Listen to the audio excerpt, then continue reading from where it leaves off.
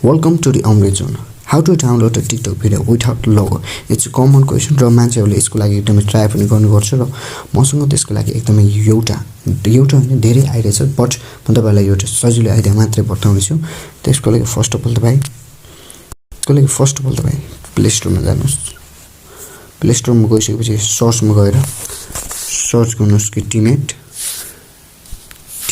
गएर टिमेट गर्नु सरी अनि यहाँ तपाईले देख्न सक्नुहुन्छ यो एप्सलाई तपाईले डाउनलोड गर्नुस् र यो एप्सको बारेमा भन्ने हो भने 4.8 per A8 रिभ्यू छ भने 5 million प्लस डाउनलोड छ र इट्स अ गुड कि यसले चाहिँ टिकटक भिडियो डाउनलोड गर्न सक्छ। यसलाई डाउनलोड गर्नुस्। मैले डाउनलोड गरिसके र त्यसपछि तपाईलाई यो एप्सबाट कसरी डाउनलोड गर्न सक्नुहुन्छ भन्ने कुरा सिकाउँछु।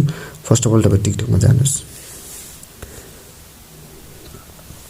टिकटक को कुनै पनि भिडियो एउटा सिलेक्ट गर्नुस्।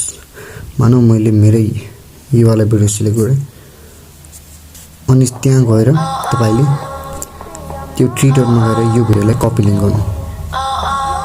कपी लिंक गरिसकेपछि ब्याक गर्नुस्। अघि तपाईले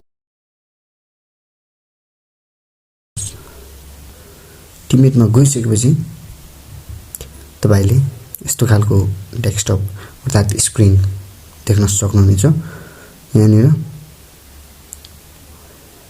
र यहाँ तपाईको URL अर्थात कपी लिंक गरेको त्यो भिडियोको URL आफै आफ चेकिङ भइरहेको छ र यहाँ एकैचोटी डाउनलोड गरेर दिएको छ। हेर्न सक्नुहुन्छ डाउनलोड भइसकेको छ र यसमा लोगो पनि छैन। Look at this. There are no logo in TikTok. It's a TikTok video.